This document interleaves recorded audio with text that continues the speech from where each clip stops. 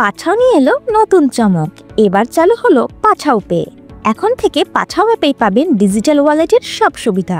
নতুন পাঠাও পেতে থাকছে বিশেষ কিছু ফিচার, যেমন পে ট্যাগ, ব্যক্তিগত তথ্য না দিয়ে টাকা গ্রহণ; স্পিল্ড পে, বন্ধুদের সঙ্গে বিল ভাগাভাগি; গ্রুপ সেন্ড মানি, একসঙ্গে একাধিক জনকে টাকা পাঠানো; অটো পে, স্বয়ংক্রিয় বিল পরিশোধের সুবিধা।